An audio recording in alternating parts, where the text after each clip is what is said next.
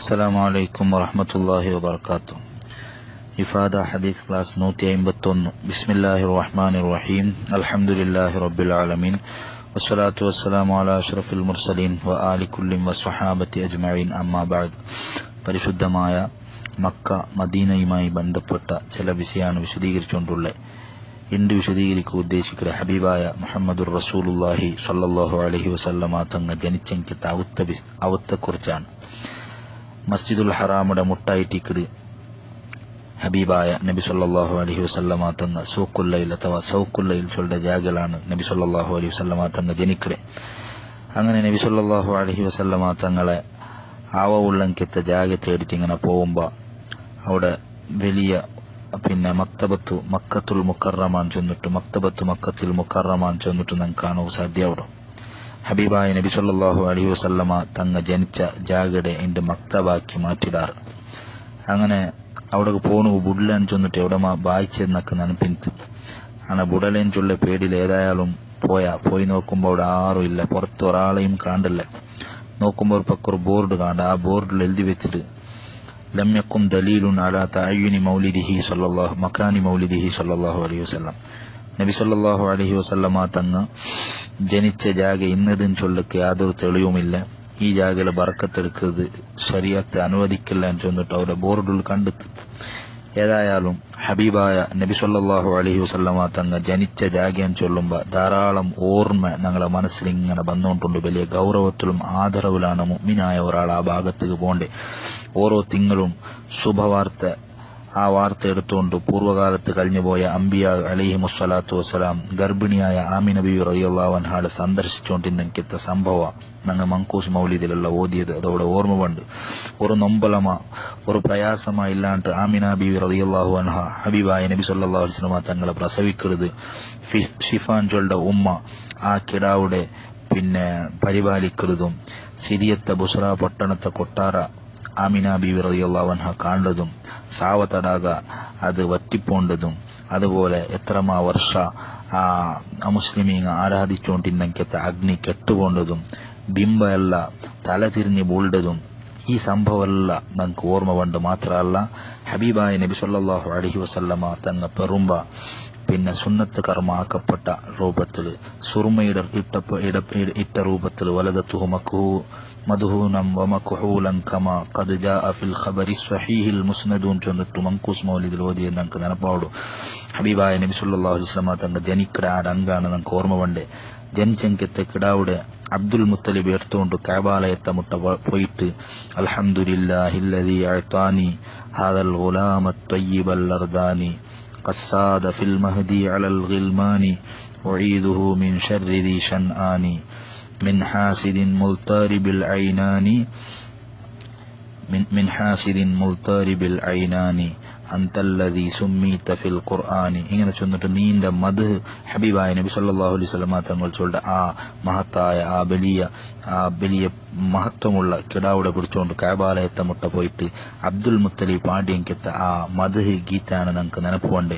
മുഹമ്മദ് എന്ന് ചൊല്ല പേരിട്ടതും കുറൈശിങ്ങ ഹബീബായ നബി സല്ലല്ലാഹു അലൈഹി വസല്ലമ തങ്ങൾക്ക് ആ കിടാവ് മുഹമ്മദ് എന്ന് ചൊല്ല പൂർവ്വകാലത്ത് ആറും ഇടാത്തെങ്കിത്ത പേരെന്തെങ്കിലും നിങ്ങൾ ഇട്ടാറ്.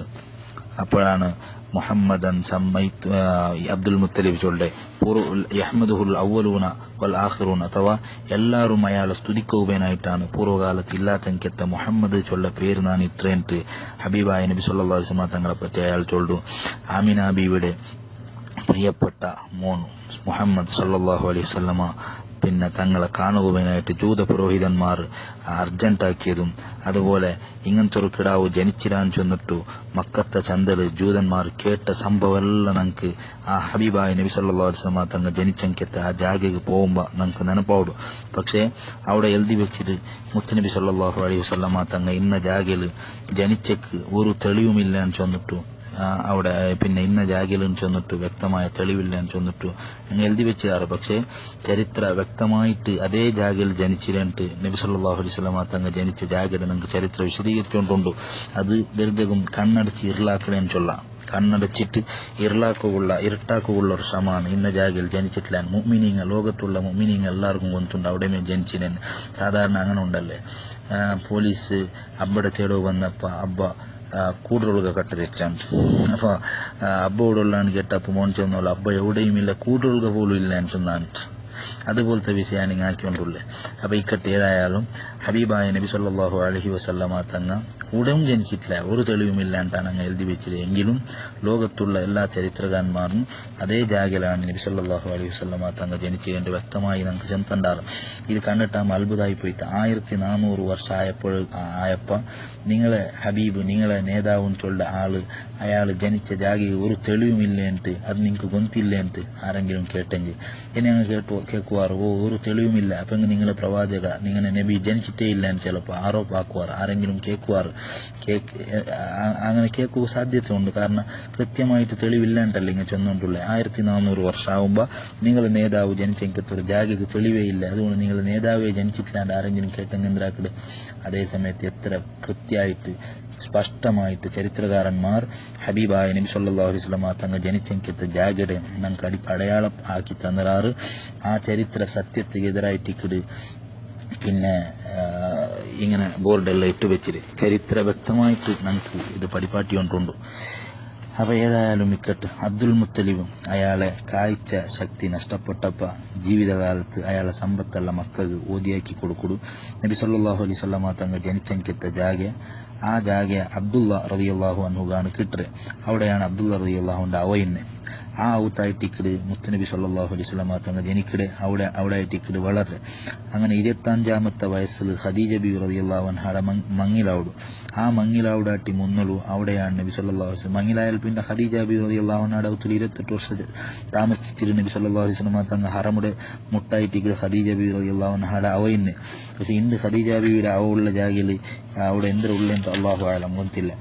അപ്പോൾ ഏതായാലും ഇങ്ങനത്തെ ധാരാളം ഓർമ്മ ഹബീബായ നബി സല്ലല്ലാഹു അലൈഹി വസല്ലമ തങ്ങൾ ജനിച്ച ഔത്തമുട്ട പോകുമ്പോൾ നമുക്ക് ഓർമ്മയോടും ചരിത്ര സ്പഷ്ടമായിട്ട് രേഖപ്പെടുത്തി വെച്ചെടുത്ത ജാഗയ്ക്ക് ഒരു തെളിവുമില്ല എന്ന് ചൊല്ലത് കാണുമ്പോൾ അത് കണ്ടപ്പോൾ അത്ഭുതമായി പോയിട്ട് 53ാമത്തെ വയസ്സിൽ നബി സല്ലല്ലാഹു അലൈഹി വസല്ലമ തങ്ങൾ ഹിജറ പോകുമ്പോൾ ആ നബി തങ്ങൾ ജനിച്ചെങ്കിത്ത ഔത്തെ തൻ്റെ മൂത്തപട മോൻ ഉഖൈൽ ഇബ്നു അബി താലിബ് അയാൾക്കാണ് നബി സല്ലല്ലാഹു അലൈഹി വസല്ലമ തങ്ങൾ കൊടുക്കൂടെ. അങ്ങനെ പിന്നെ മദീനത്തെ മക്കത്ത് ഹജ്ജിക്ക് വന്നപ്പോൾ ആൾമാർ കേൾക്കിടാറ് എവിടെ നിങ്ങൾ താമസിക്കിടാറുണ്ട്. അപ്പോഴാണ് നബി സല്ലല്ലാഹു അലൈഹി വസല്ലം തങ്ങൾ ചൊല്ലുക ഉഖൈൽ നിങ്ങൾക്ക് തെളിയ ജാഗ തരുവല്ലേ, കാരണം പണ്ട് ನಾನು കൊടുത്തുപോയ അകല്ല ഇതുണ്ട്. അങ്ങനെ ഉഖൈൽ മരിച്ചാൽ പിന്നെ ആ ജാഗരെ പിന്നെ അയാളെ മോനു ഹജ്ജാജ് ബിൻ യൂസുഫുടെ സഹോദരനായ മുഹമ്മദ് ബിൻ യൂസുഫ് ചൊല്ല ആൾക്ക് വിൽക്കട്. പിന്നെ അയാൾ എന്താക്കടെന്ന് ചെന്നെങ്കിൽ ആ ഇയാളെ ഔത്തെ ഉൾഗത്തായിട്ട് അതിലെ വികാസാക്കട് വെള്ളിയാക്കട്. പിന്നെയാണ് ദാറുബിൻ യൂസുഫ് ചെന്നിട്ട് ആ ചരിത്രത്തിൽ അറിയപ്പെട്ടത്. ദാറുബിൻ യൂസുഫ് ചെന്നെങ്കിൽ അത് നബി സല്ലല്ലാഹു അലൈഹി വസല്ലം തങ്ങ ജനിച്ചെങ്കിത്താവ് ദാറുൽ ബൈള എന്നുള്ള പേരിലും അത് അറിയപ്പെട്ടിട്ടുണ്ട്. പിന്നെ ഹാറൂൻ റഷീദ് ഉമ്മ ഹിജറ 171 ഹജ്ജിക്ക് പോയപ്പോൾ ഹബീബായ നബി സല്ലല്ലാഹു അലൈഹി വസല്ലം തങ്ങ ജനിച്ച ആ ജാഗയുടെ ദാറുബിൻ യൂസുഫിടെ പുറത്താക്കിയിട്ട് അവിടെ നിസ്കരിക്കൂ സൗകര്യമുള്ളെങ്കിൽ ഒരു പള്ളിയാക്കിയിട്ട് വിശാലാക്കിയിട്ടെന്ന് ചെന്നൊരു ചരിത്രത്തിൽ നമുക്ക് കാണുക സാധ്യമാവുള്ളൂ.